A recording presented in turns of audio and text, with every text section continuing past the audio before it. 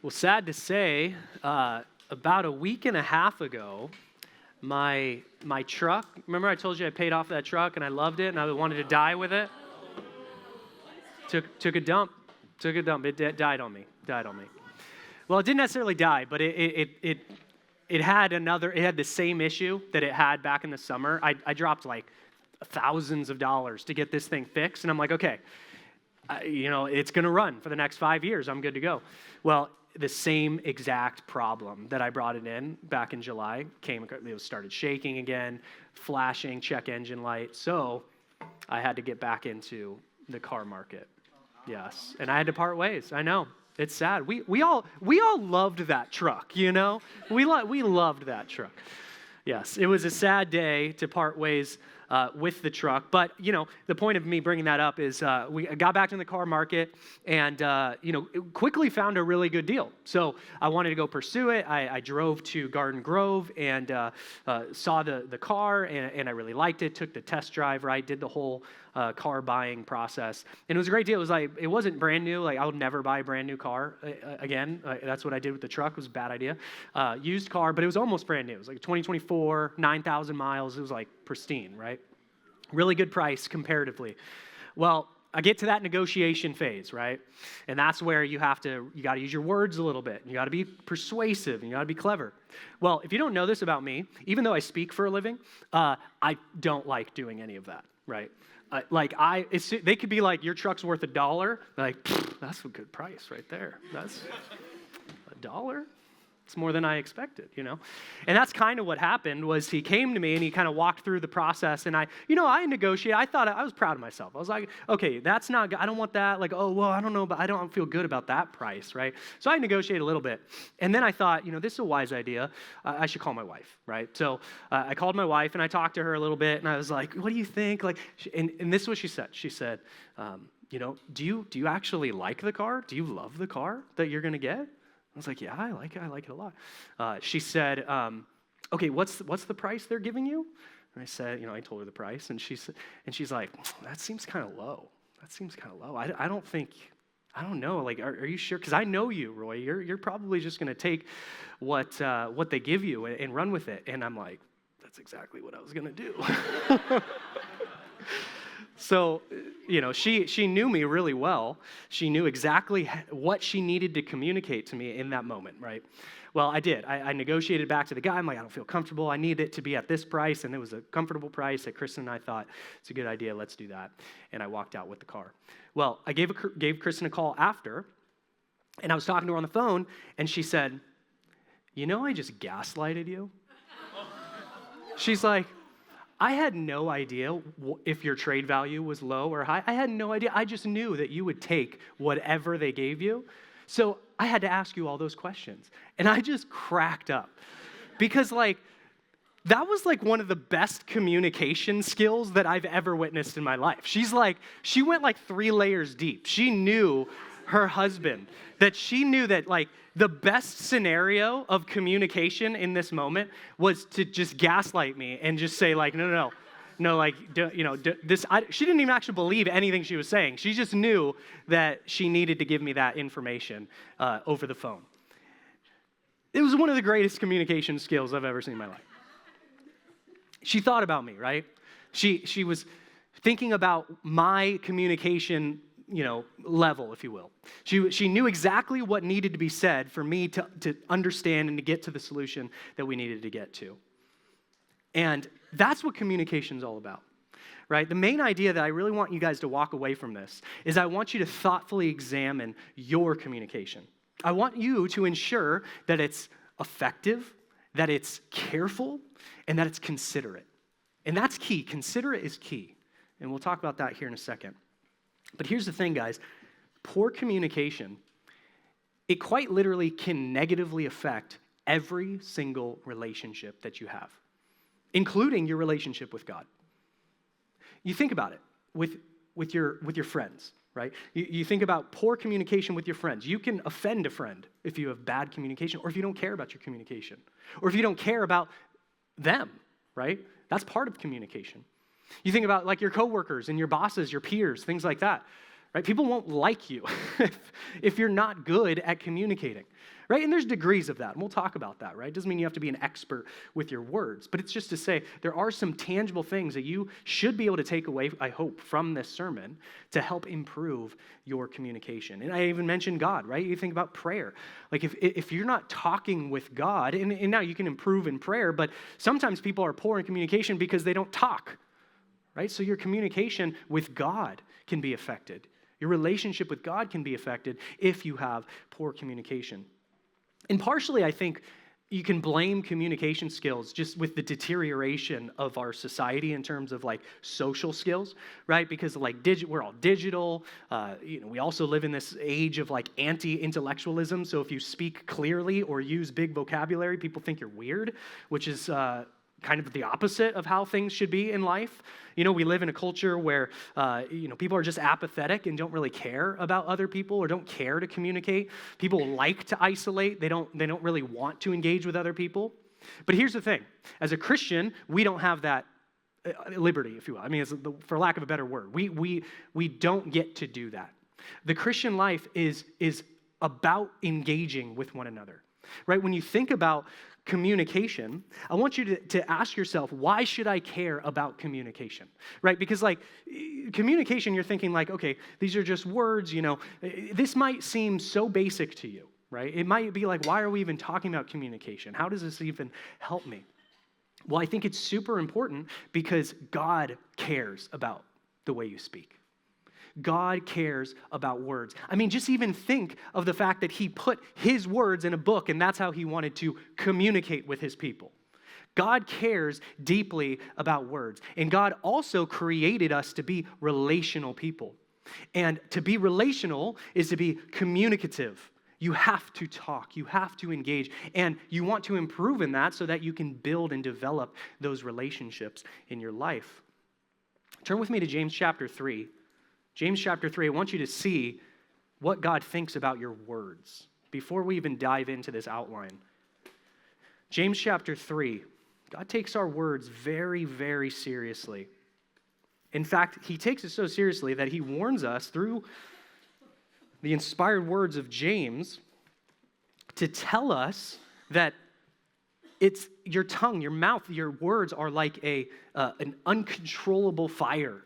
Let's look at it. James chapter 3, starting in verse 3. It says, if we put bits into the mouths of horses, that was to guide the horse, right? They'd put it into the mouth, they'd bite it, and you could guide the horse with the reins so that they obey us. We guide their whole bodies as well.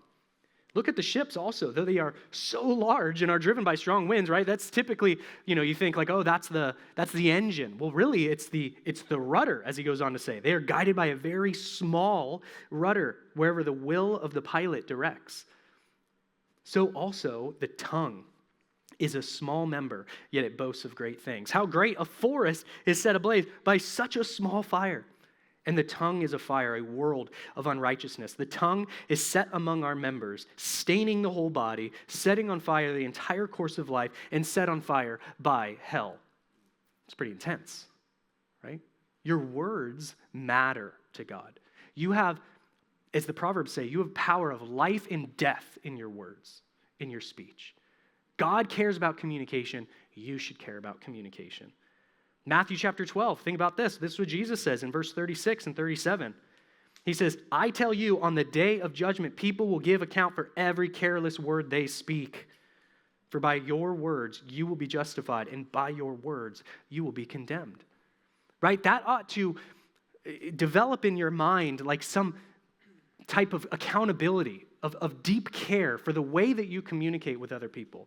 And of course, I'm not going to dive too much into like speech, into words specifically, but that's obviously included in communication, right? This is, God cares that so much that he wants to remind us that, look, on Judgment Day, that he has a record that he's going to point to and be like, even those frivolous words that you said, right, you will be held accountable for. So God clearly cares about communication. Many of the Proverbs, I won't go through it, but you can read through the Proverbs in a day. And just read through the Proverbs and see how much that Solomon talks about the wise person who has control of their mouth and the foolish one who doesn't. The foolish one who doesn't communicate well. So the first point that I want you to write down, it's that underline that you see on the top of your worksheet.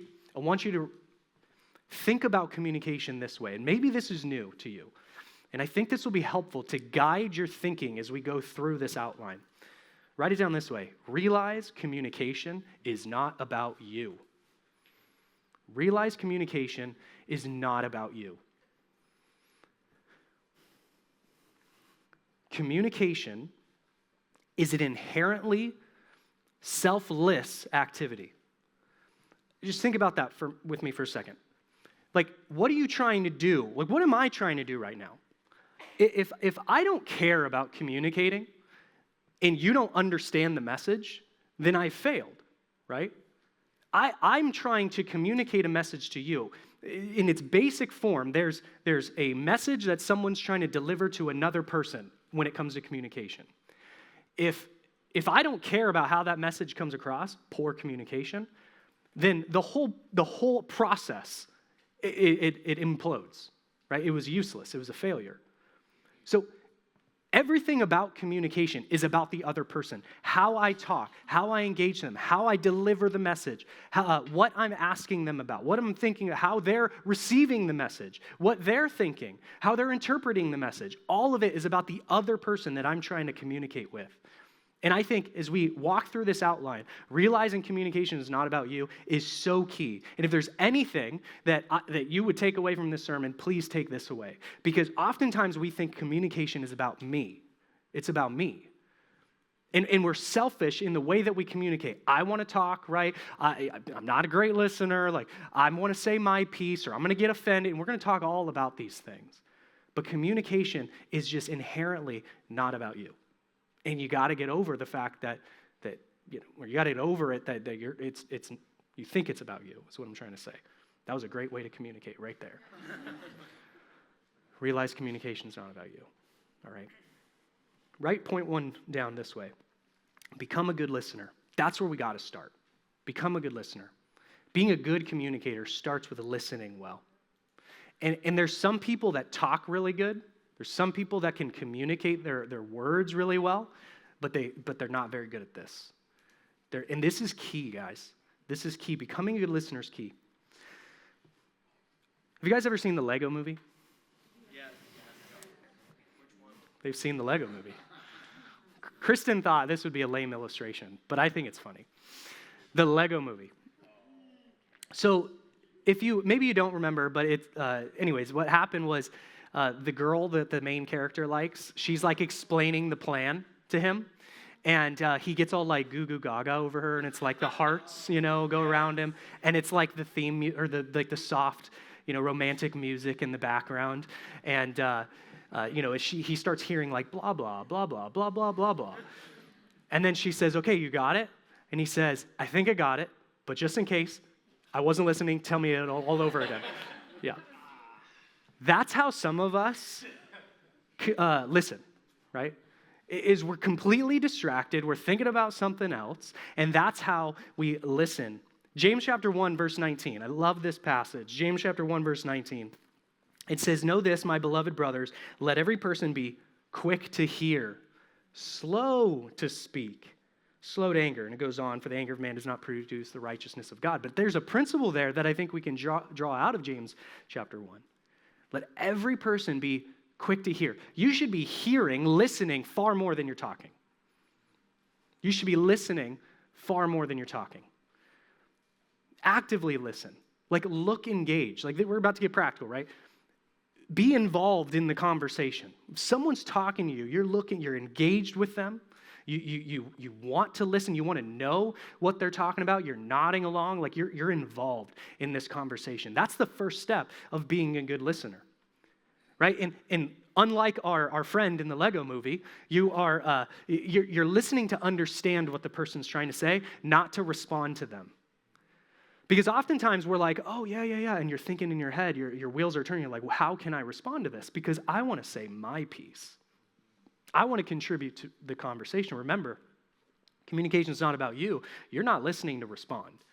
You're listening to understand, and then you listen, and then you respond, right? Because even if you don't understand, then you're not going to be able to effectively respond either.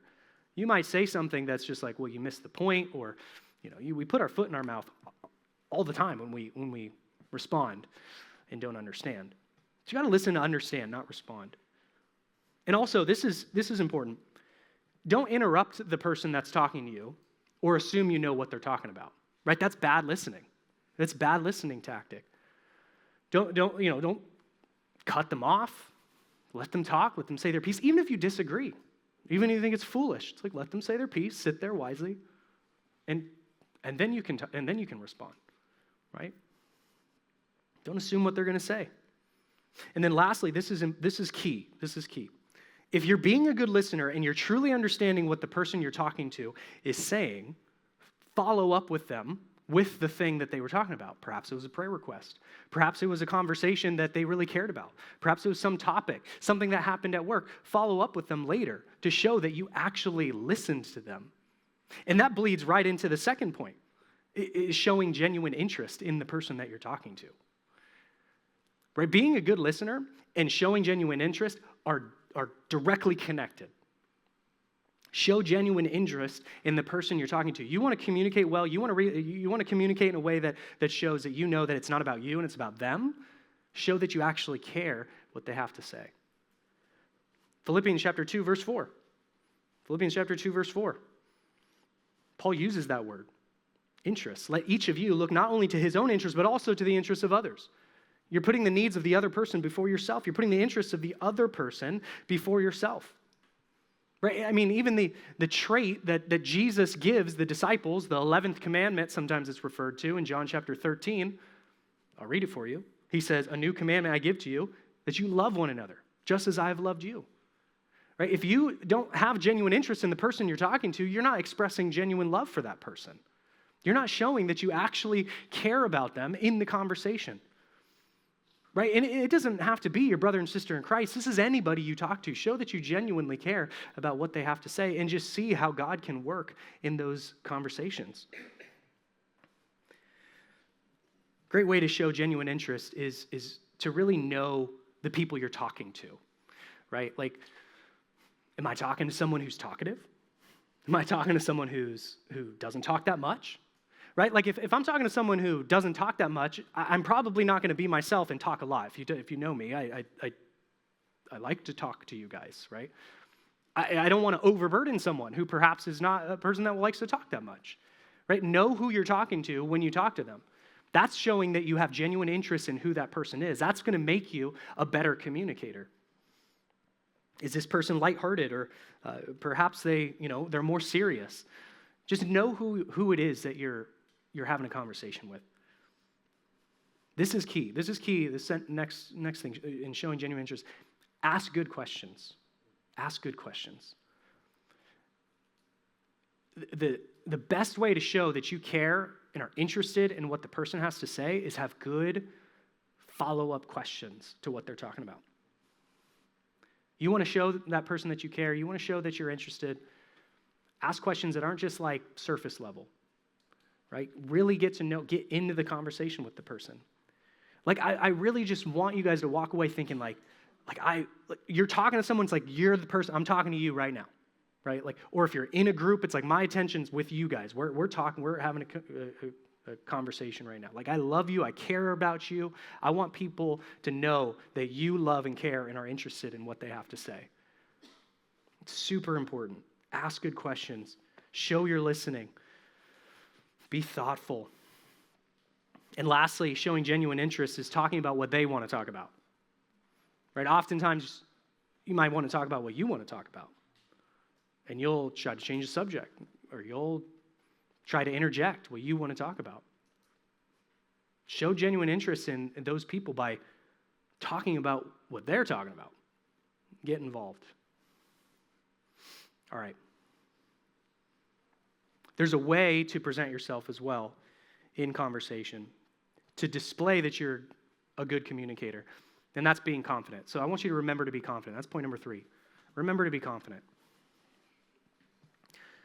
I saw a clip of this TED Talk where this public speaker who was kind of just saying nothing, but what he was doing was it was like I'm going to try to set an example for you guys. I don't know if I'll be able to do it off the top of my head, but I'll try. He was like, what I'm saying right now is not that important. But you see how I've lowered my cadence and I've gotten you to engage in what I have to say. I don't see a single face that's down right now. But here's the thing. I'm not saying a thing. I'm not saying a thing. And then I'm very passionate about this point right here. Very passionate. And I just really want you guys to know that I'm trying to make a really deliberate point right now. So you see how presentation, confidence, I didn't say a thing. I didn't say anything. I said words, but I was just describing what I was doing right there, right? But you can see a big portion of you being a good communicator is having confidence. And some of you in this room, it's like that. It's like, oh man, talking to somebody, it's anxiety. And that's okay. Let's grow. Let's improve, right? Let's get past that. Because here's the thing, guys. Remember, if God cares and God's made us to be relational, I'm sorry, you don't have the privilege to be an introvert. You don't. You can be introverted, but you have to talk to people. That's part of the Christian life. That's part of being involved in the mission of Christ, to go reach, teach, and train people the gospel and to grow them in Christ. You can be introverted, but you got to check that at the door to waste all of your social battery and then go recharge back at home and do whatever you do, as an introvert, right? Whatever. I'm not that way. So my point is that, you got to grow in confidence. You got to grow in confidence. And even just thinking about dating, as I just think about this, guys, gals, it's super, I don't know. Maybe I'm just speaking for myself, but I don't know. I'll put that out there. Isn't it an attractive thing, both guys and gals, when a girl or a guy can hold a conversation with you, they're locked eyes, they got confidence, it doesn't matter who it is, they could be quiet, but if they have confidence and when they talk, it's that's a good thing. It's a good quality. And it's a good quality because it's good communication, right? So we got to grow in this.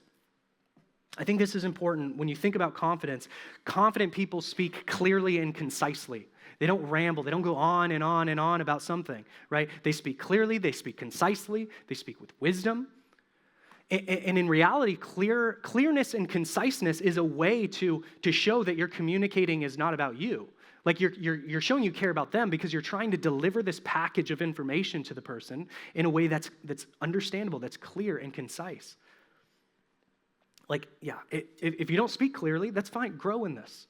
If you go on tangents and you go like I am right now, if you do that, you grow in that, right? Improve in that. That's the beauty of communication is no one's going to be perfect, right? There's always ways that we can grow in this. So grow in confidence by being clear and concise. Grow in confidence also by having good body language. The power of just having eye contact with somebody, it's huge, guys. So if you're averse to that, if you're looking away, right, be a person that's looking someone right in the eyes. I try to teach my kids this. I try to get Micah to look at me because I always think of Micah because he's the one that's always getting in trouble. But I know. It's sad, but he'll be good. He'll be a good boy. I always try to get him to look me in the eyes when he's saying sorry, or if he's apologizing to Hannah or apologizing to Mom, and I do this with Hannah too. Go look them in the eyes and tell them you're sorry.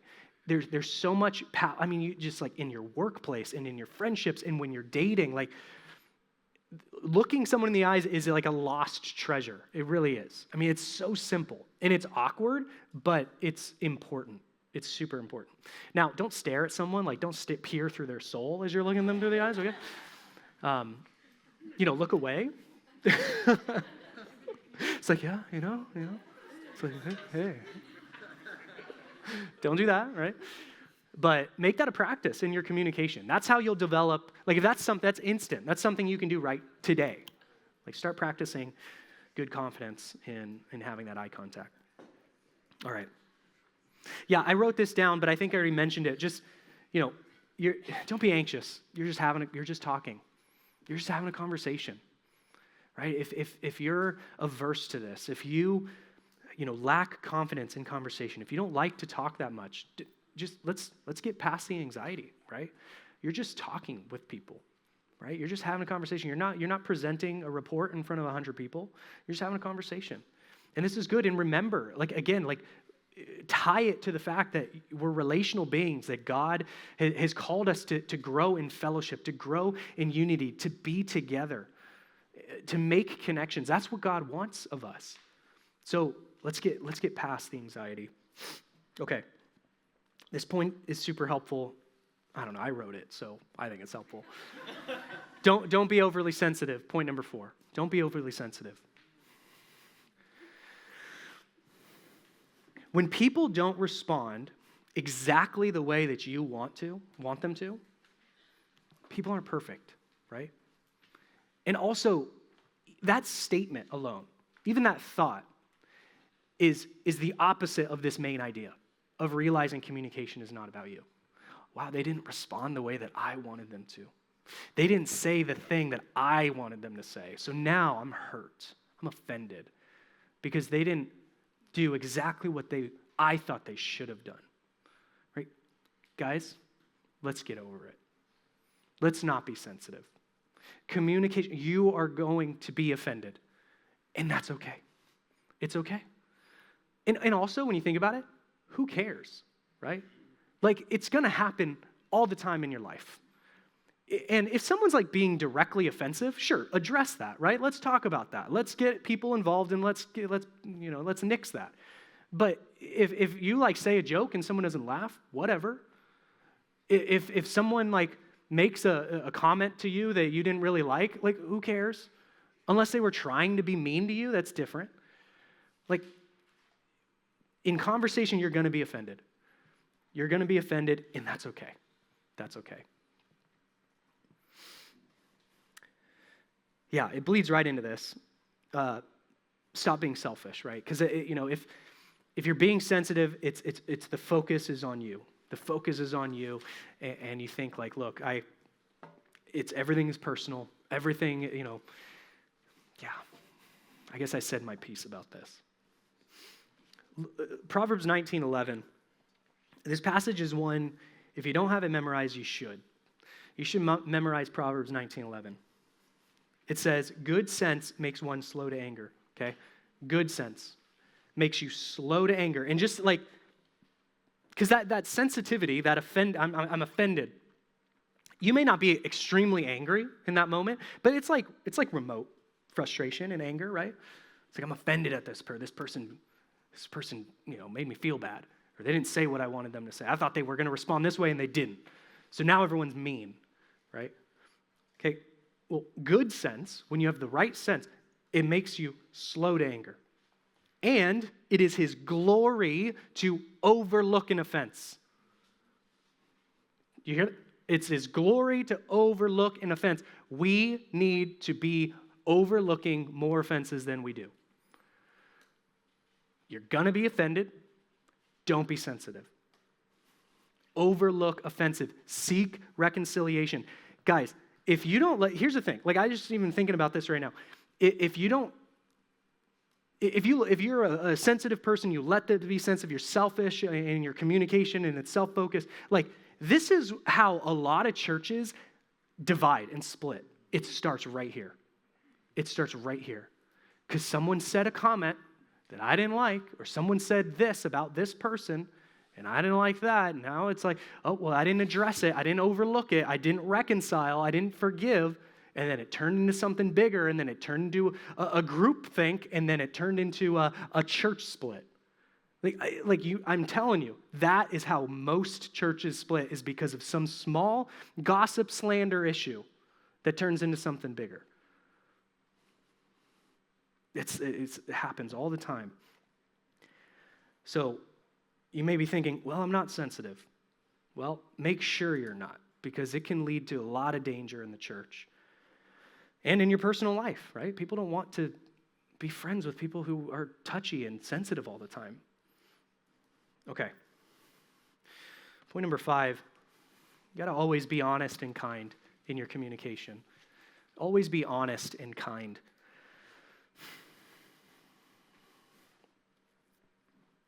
Yeah, just so everyone knows. Oh yeah, I got fixed. Sensitive is spelled that way. Just so everyone knows. Not with an A, with an I.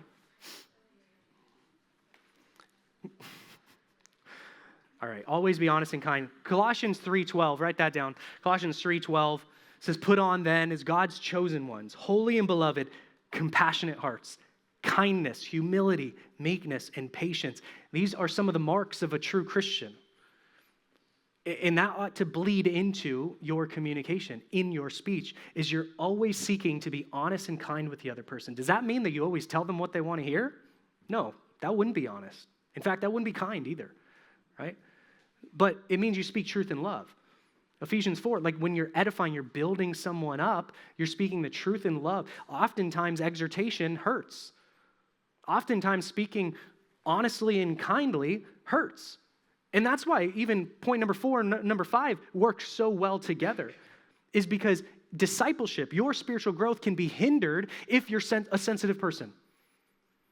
And if you don't apply this always be kind and honest biblically, then you're gonna lose opportunities to disciple somebody, to rebuke somebody, to exhort somebody in the truth.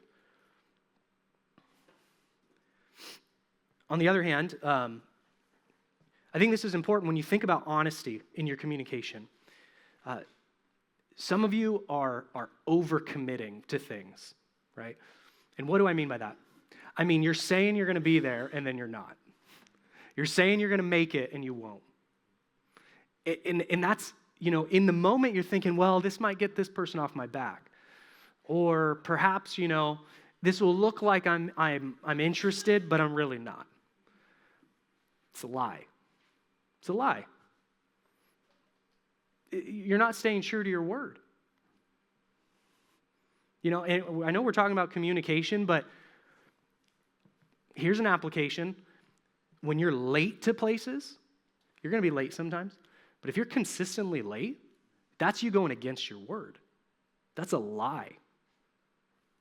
Because you're saying, you're being honest and kind in your communication. You're saying you're going to be somewhere at a certain time, you've agreed upon that day and time, and you don't show up. Hey, that might happen. Again, not narking when you're late. Like, that happens sometimes. But if that's a persistent thing in your life, you're just a liar. Like, I want us to feel that, because that's what that is. It's just lying to people. Because you're making promises that you're not holding to. You got to always be truthful. Sometimes, we can feel this temptation to try to brush over confrontation by these little white lies. We try to cover, I don't really want to talk about the truth, so I'm going to say this certain thing. I didn't sleep really well last night, so I can't show up to that. Or I'm feeling a little sick and I can't do this. Or I don't know, whatever excuse you think in your mind about why you don't want to do something. Being honest and true honest and kind, rather, means you're going to have to embrace the confrontation from time to time. That's okay. If you don't want to do something, just say it. If you can't commit to something, just do that. Even bringing this to dating, if you don't want to date somebody, just say no and tell them why. If you don't want to ask someone out, just say, I don't really want to ask them out, and that's okay. If you don't want to date anyone any longer, just say it. We got to get past this, because God sees even the little white lies as big problems, okay? And here's the thing, guys, those little white lies, that's not where it stops. It bleeds into so many other avenues of your life. And when we think about being honest and kind, it's along the same lines, because this is not kind. Ghosting people. Whatever digital platform that we're communicating on, right? It's don't just ghost the person. If someone reaches out to you, if someone texts you, if you don't want to text back, whatever. Just give them a quick text message and move on. Don't just ignore something. Would you do that in person? Let's think about it. Going back to the culture that we live in, the digital age, right? That's really deteriorated our communication. If someone were to walk up to you and say, "Hey, Pastor Roy, how are you doing?" And you're just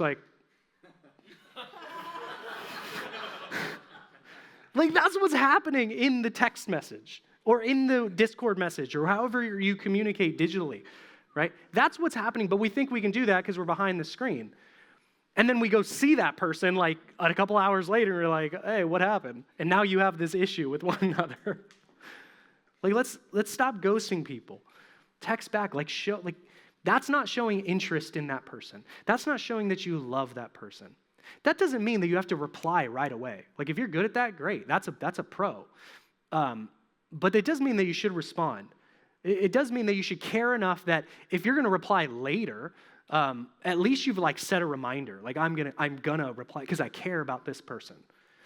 And that also doesn't mean, just giving you caveats, that if you've had a conversation for a long time and you've ended by not responding, that's okay. That's not what I'm talking about. But if someone reaches out to you, question or trying to confirm a date or trying to do respond. We got to get rid of this whole ghosting culture that we have where we're not responding to people. It's rude, it's mean, it's not kind communication. Yeah, and that just bleeds into caring about digital communication.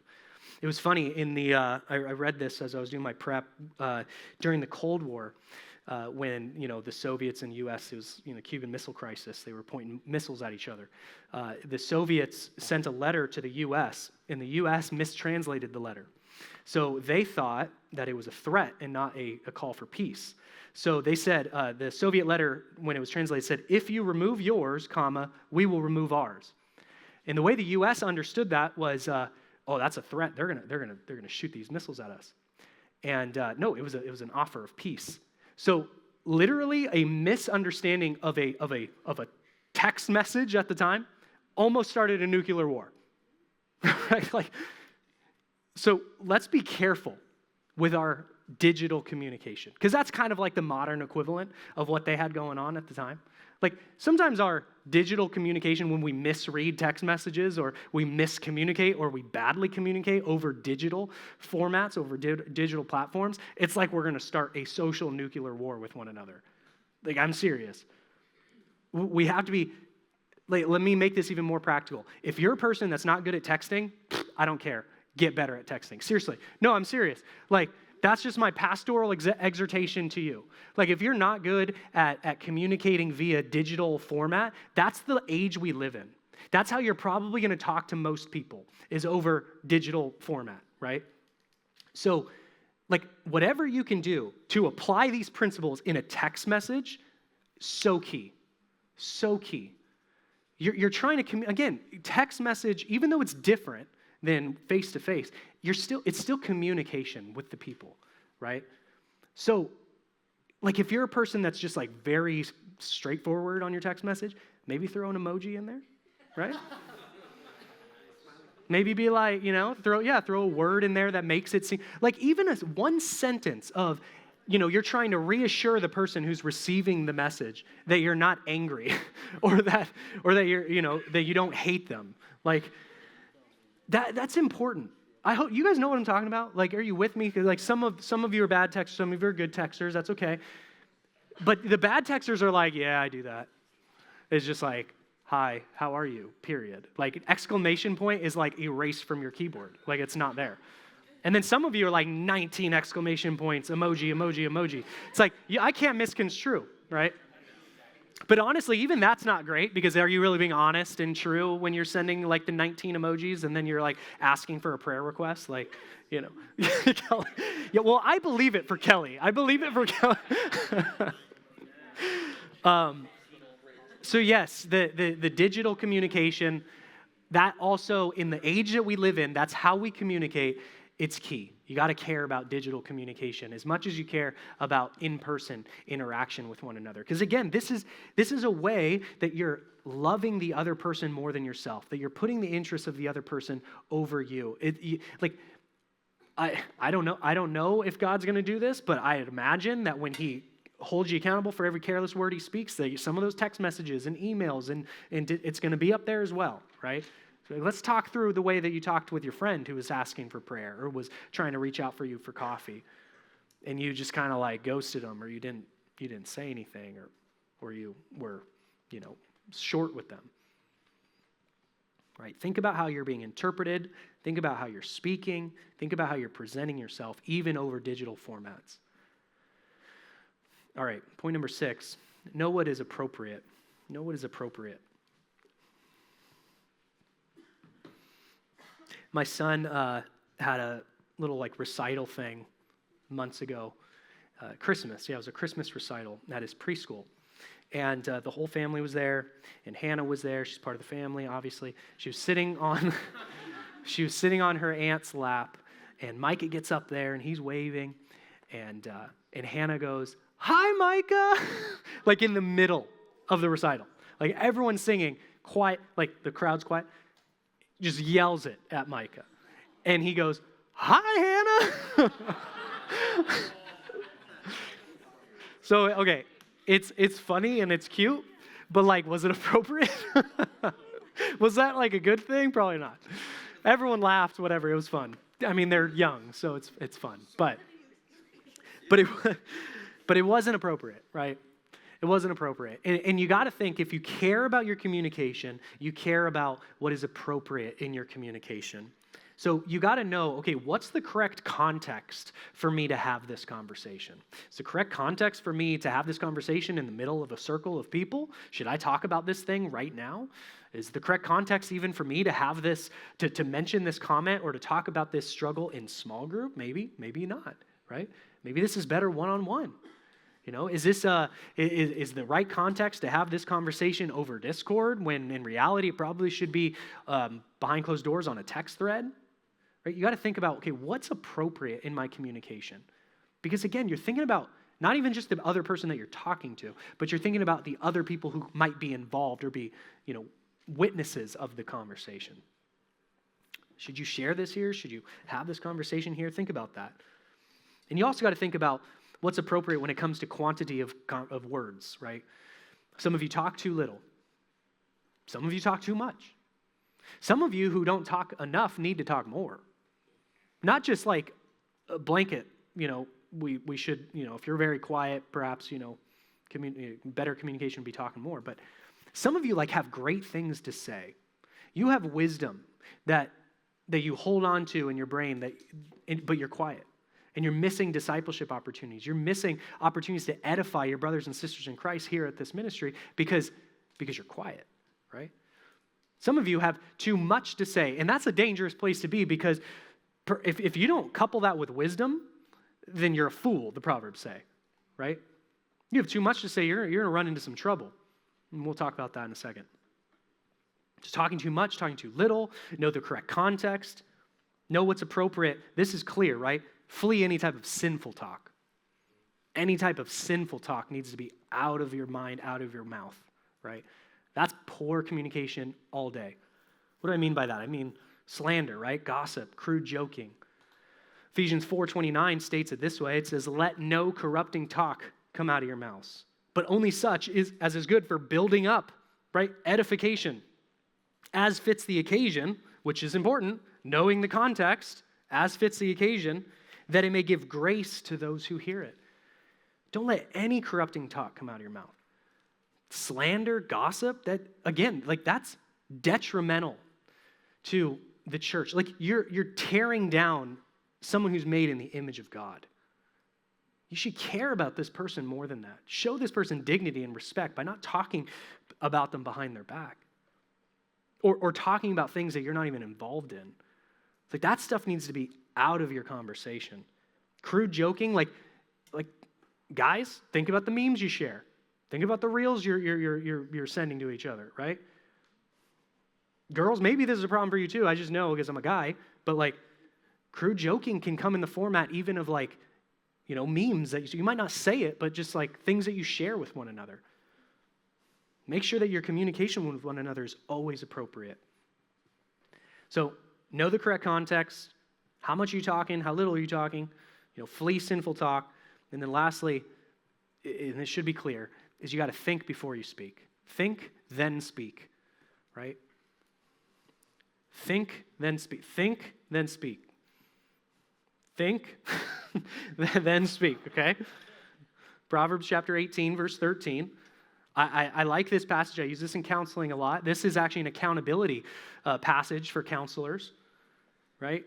Proverbs 18:13, it says, "If one gives an answer before he hears, It is his folly and shame. Right? If you don't know the issue, if you don't ask good questions, if you don't understand the person, if you're not listening actually, and you just want to respond, if you don't care about that person, you're going to give an answer that proves that you're a fool. And it's to your shame, right? Think before you speak. Proverbs chapter 29, verse 20 says it this way. Do you see a man who is hasty in his words, who talks a lot without thinking? There's more hope for a fool than for him. This passage in Proverbs is saying you're worse than a fool if you're hasty with your words without thinking. If you're just quick to just give advice or to address something or to respond to something without thinking about it, you're a fool, right? Got to think, then speak. So important. All right, this last point. We're not perfect, guys. We're not perfect. Communication, we're always growing. We're always improving, and we ought to be. We ought to strive for that. And the reality is we mess up, right? We don't do this perfectly. Even these points, you're probably thinking, man, I messed that up. I didn't do that right. Well, you got to learn from those mistakes. That's point number 7. Learn from past mistakes. Learn from past mistakes. I remember this one time, Kristen and I were going to this event, and she was trying on this dress. It was like a formal event or something, and she was trying on this dress, and I looked at her. I analyzed the dress because she asked, "What's your opinion?" That's dangerous, fellas, by the way. She asked my opinion. I look at it, and I looked like with a confused face, and I said, "You're going to wear that to this event?"